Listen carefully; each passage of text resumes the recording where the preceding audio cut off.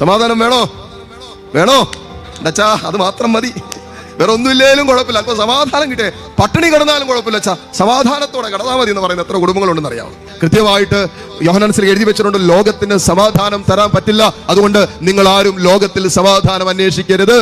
ഇപ്പൊ ലോകത്തിന് എന്തെങ്കിലും കിട്ടിയത് കൊണ്ടോ, ലോകത്തിൽ എന്തെങ്കിലും കൂട്ടിച്ചേർക്കപ്പെട്ടത് കൊണ്ടോ, കുറച്ച് സാമ്പത്തിക കടബാധ്യത മാറിയത് കൊണ്ടോ, അല്ലെങ്കിൽ രോഗം മാറിയത് കൊണ്ടോ സമാധാനം കിട്ടുമെന്ന് വിചാരിച്ചാൽ അത് നമുക്ക് കിട്ടുന്ന വിഷയമല്ല. ഒരു പ്രശ്നം തീർന്നു കഴിയുമ്പോൾ മറ്റൊരു പ്രശ്നം വരും, അപ്പോൾ ഉള്ള സമാധാനം വീണ്ടും പോകും. അപ്പൊ നിലനിൽക്കുന്ന സമാധാനം ലോകത്തിന് തരാൻ പറ്റില്ല. ഇത് ഒരു ദൈവ പൈതൽ സിസ്റ്റത്തില്, ഹൃദയത്തിലും ബുദ്ധിയിലും ചിന്താമണ്ഡലങ്ങളൊക്കെ എഴുതിയിടേണ്ട വിഷയമാണ്. ഈ ലോകത്തിന് സമാധാനം തരാൻ പറ്റില്ലെന്ന് പൗലോസ് പറയാണ് എഫെസസ് 4:3, നിങ്ങളുടെ സമാധാനത്തിന്റെ ബന്ധത്തിൽ ഒരു കാര്യം നിങ്ങൾ ഓർമ്മിപ്പിക്കുകയാണ്, നിങ്ങളുടെ ആത്മാവ് ദൈവാത്മാവിനോട്, ദൈവത്തോട് ഐക്യപ്പെട്ടിരിക്കുന്നിടത്ത് മാത്രമേ സമാധാനം ഉണ്ടാകൂ. അവിടെ മാത്രമേ നിലനിൽക്കുന്ന സന്തോഷം കിട്ടൂ.